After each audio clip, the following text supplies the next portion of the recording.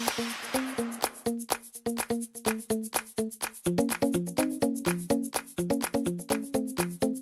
there. Okay, so today we're gonna make another one of those meals that all of your family and friends are gonna ask for when they come in from out of town for the holidays, right? And this is stuff that you probably already have in your pantry and in your kitchen. So we're gonna make some pretend machaca. Basically, it's picadillo with chili con queso. And then we're also gonna be making some fantastic Mexican wedding cookies or biscochos. And they're fabulous. I'm gonna tell you how really fast they come together. Okay, so right now we already have some onions. This is a couple of little white onions, and they've been sweating in the pan for about 2 or 3 minutes. And then here's what picadillo is. It's onion, it's jalapeno, and it's tomato with some ground beef and some seasonings. Sounds super easy, it totally is. This is something you could totally whip up really fast. Oh, and then the other thing we're gonna make, some homemade corn tortilla chips. Because personally, I don't like the ones in the bag. I like to make my own, and they're very easy to make. Okay, so next thing we're gonna add is some tomatoes. Now, usually, you buy a tomato, you cut it up, what have you. I like these little things because they tend to burst and they're not super, super wet. And so they don't make everything too waterlogged. I don't like big tomatoes because I feel like they get a little bit waterloggy. And then if you have to take out the middle and all that other stuff, forget it. Get the little ones. Okay, now I like a pretty decent amount. This is probably like a cup, maybe a cup and a half of tomatoes. Now these are gonna cook for a little bit and then they're gonna start bursting. So just let them cook down the way that they're going to, and then that way you have like the perfect amount of tomato in. The other thing you need is jalapeno. Now, I cut my jalapeno up super, super teeny tiny, mostly because I don't like a huge piece of jalapeno in my picadillo, but cut them up however you want them. Just make sure that they're uniform. That way they all cook together. Now, here's another little tip. Make sure you take out the seeds and the vein, because if you don't take out the seeds and the veins, that's where the heat is, and that's the part that's going to kill you. That's the part that's going to blow your head off. So if you want it to be super hot, leave the vein and the seeds in. If you don't, take that out. Super easy to do. If you want, I guess you could use canned chili if you want. But picadillo really is kind of a fresher dish, and it uses all the fresh vegetables. I was about to say fruit, not fruit. Okay, so this is 2 finely diced jalapeno. I'm going to throw that in. And you're going to let this stuff sweat down for a good 5 minutes or so, because you want the tomatoes to start bursting, you want the onions to start sweating, you want the jalapenos to start getting a little bit cooked. Wow. Woo, that jalapeno hits the heat and it's like all of a sudden you've got a jalapeno facial. Now again, remember, if you don't want the heat in the jalapeno, make sure you take out that vein and make sure you take out those seeds, because they will absolutely kill you. And don't touch your fingers to your eyes after you cut a jalapeno. You'll end up in the hospital. Okay, so as you see, some of the tomatoes have already started bursting, and the onions are starting to really look nice and toasty. The jalapenos are getting nice and toasty. Now from here, you could do anything with this particular dish. You could throw some scrambled eggs in here. You could put this over any kind of protein, some shrimp, a steak would be fantastic, or some chicken. This is a basic, just garnish, and it's so good, and it smells amazing. But we're gonna turn this into picadillo. So, let's get some meat in there. I'm gonna make a huge amount of picadillo. This is a couple of pounds of meat, and just put that right on top. And it's gonna take just a couple of minutes for this to all brown really nicely. Now, after it started browning, what you're going to want to do is you're going to want to put a little bit of water, of hot water in it, because it just keeps everything nice and moist, and the water will evaporate, but it'll leave behind everything nice and plump. The meat will absorb it, the juices, the vegetables will absorb it, and it'll give it a nice texture. So let's let this cook down for a couple of minutes, and then I'll show you what I'm talking about. Oh, you know what, real quick. This is the chili con queso. Now what this is just a brick of Velveeta and about a cup of milk.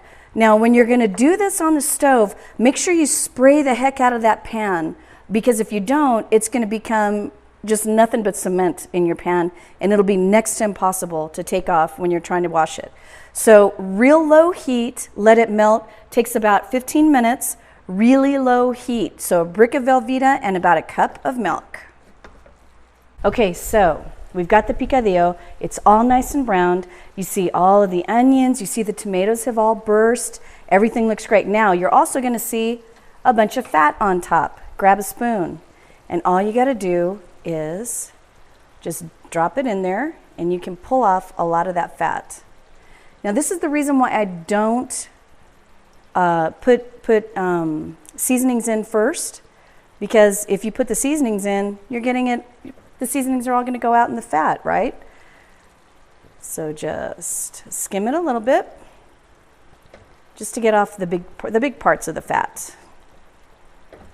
Now this, by the way, is 80-40. So if you're looking for the kind of ground meat to make this picadillo with, get 80-40.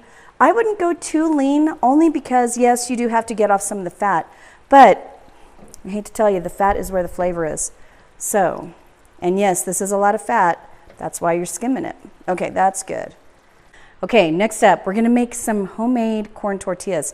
Now, you can buy corn tortillas in a bag if you want to, but why? You've got corn tortillas in your fridge anyway. Make them, they're so much better, trust me. You will not believe how easy they are. So this is just a bunch of oil. It's been warming up at a pretty decent clip. I would say about a little bit higher than medium heat.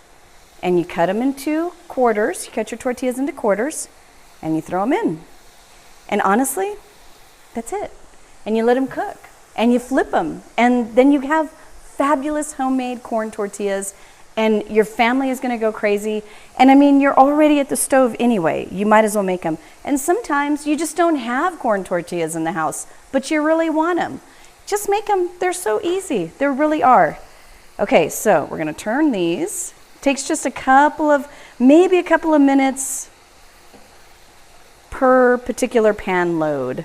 And don't overload your pan too much, because then what happens is it drops the temperature of the oil, and then they get really kind of greasy tasting because they don't cook fast enough. Turn them over. And this is the cool thing about making your own corn tortilla chips. You get to decide how brown they are. You get to decide if you don't want them super crispy, totally up to you. You get to decide how much salt is on them. You can spritz a little bit of lime on top of them. Just make them your own. They're so fantastic. And they're really fast. Okay, turn them one more time. Now I like mine pretty decently brown, so I leave mine in for a good couple of minutes because I like them to be super duper crispy. Now if you don't want them to be super duper crispy, don't. Just take them out whenever you want them. And this is also the way that you make your own taco shells. Now, I don't tend to use this much oil when I make taco shells. We'll do a show on that in the future. What I tend to do is I will just put in a little bit of oil in the bottom of the pan, and you fold over the taco. Well, I'll tell you what. Why don't I show you on the next show? Okay, this is the perfect amount of brown for me. I like them nice and toasty. Again, how your family likes them is completely up to you. Drain them a little bit. Throw them on some paper towel. Whoops. And, whoops. Get ready for the next batch. Okay, so now that we have our fake machaca and chili con queso ready to go, it's just simmering on the stove.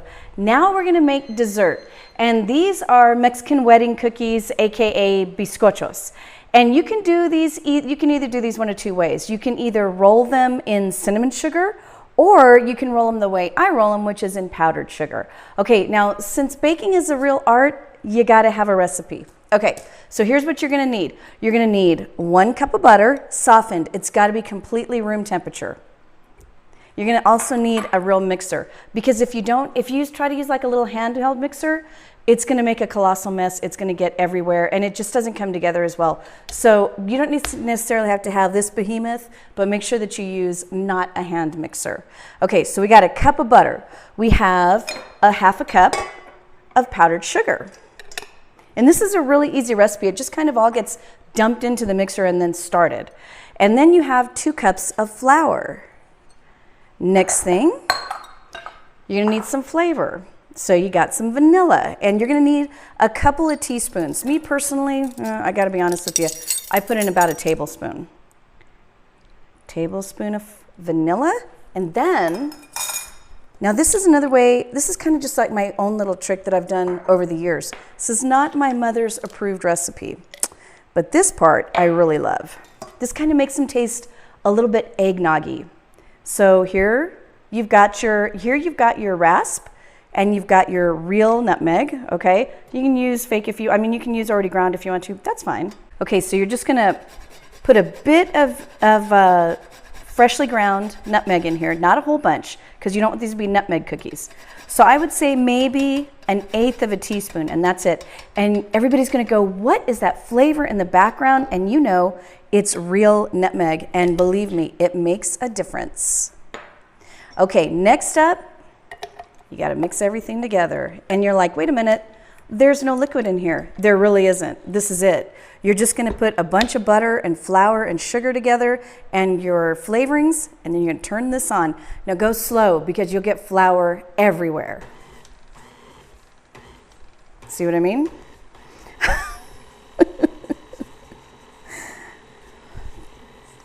And believe it or not, it really does come together after you've thrown flour all over the kitchen.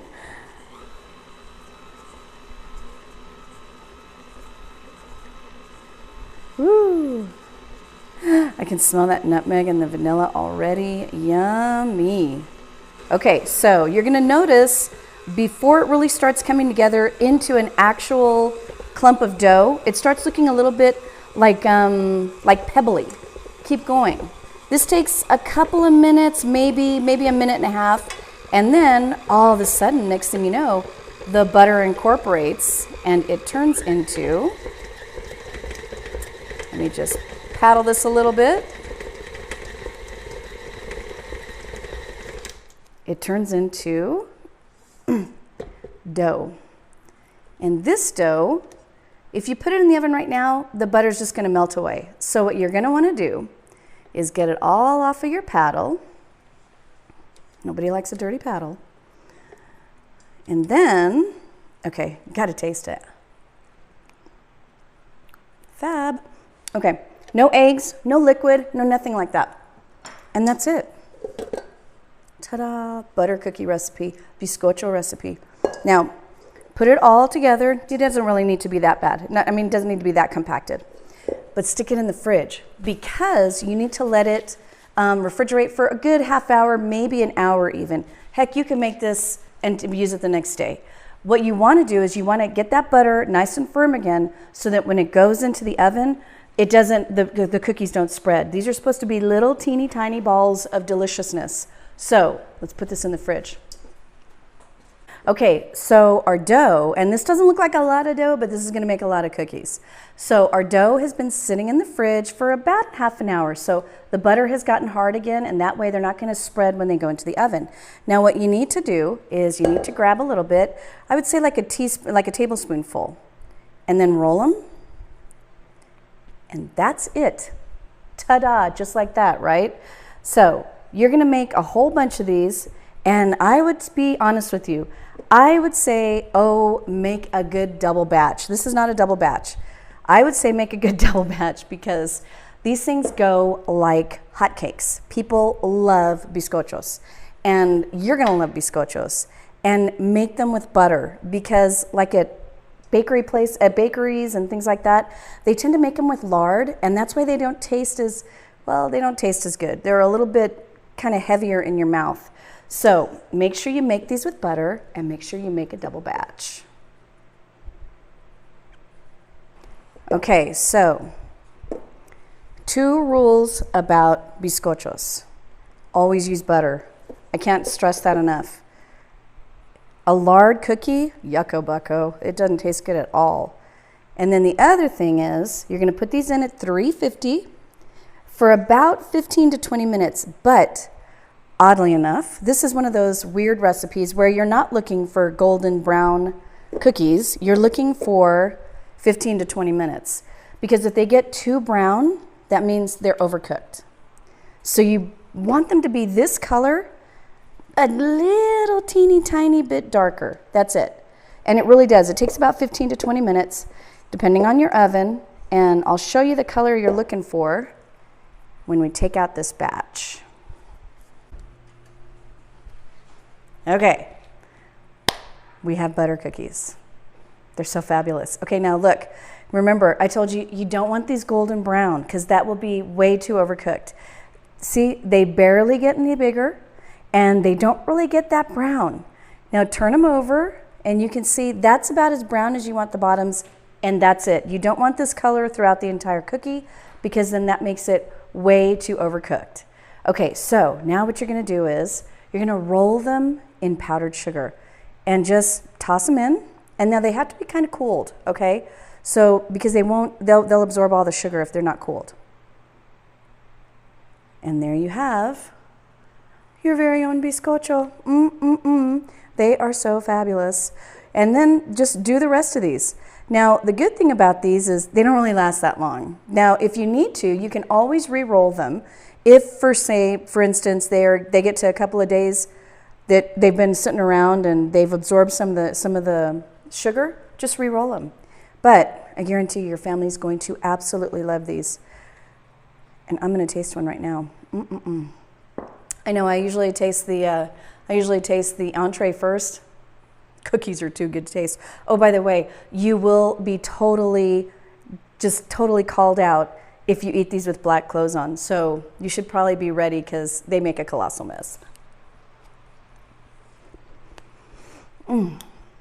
Fabulosity. Okay, now, what we're also going to eat, who can resist powdered sugar? We're going to eat the entree. Okay, so we have picadillo, we have chili con queso, and we have your fabulous, homemade, delicious corn tortillas. Now, this is the kind of thing, you could make everybody burritos out of this if you want to, or you can just make it kind of like a dip.